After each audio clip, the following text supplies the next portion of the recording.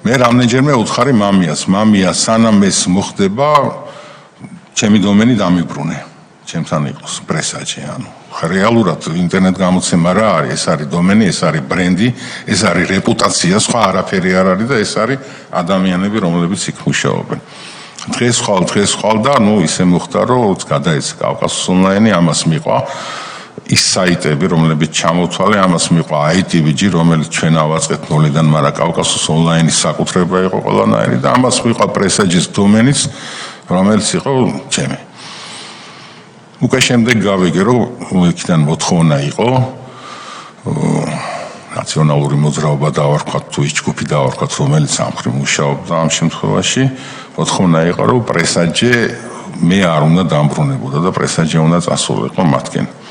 ესეც მოხდა საბოლოოდ დამთავრდა 2010 წლის 19 დეკემბერს ჩვენ საბოლოოდ დავტოვეთ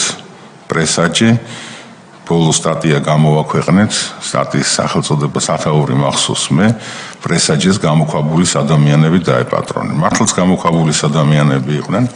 ვინც დაეპატრონნენ გადაეცა არის ესეთი პიროვნება გიორგი კაპანაძე რომელიც დღეს არის ნაციონალური მოძრაობის პოლიცსაბჭოს წევრი გადაეცა მას და ამის შემდეგ ჩვენ რა თქმა უნდა რამდენიმე დღეში ბრიფინგი გავაკეთეთ რომ ეს საზოგადოებისთვის გვეცნობებინა და მან პატარა თავგადასავალიც ჰქონდა ყველა მოარი გითხრა რომ ბრიფინგებისთვის დაეთმოთ ჩვენთვის სივრცე მხოლოდ ერთი დათა ხვდა და იმანაც $300 მოგთხოვა 1 საათში კოლეგებს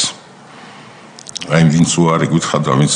თანხა მოგთხოვა ყველანი არიან ეგეთი არასამთავრობო ორგანიზაციის ხელმომწერები როგორც არის ჟურნალისტური ეთიკის ქარტია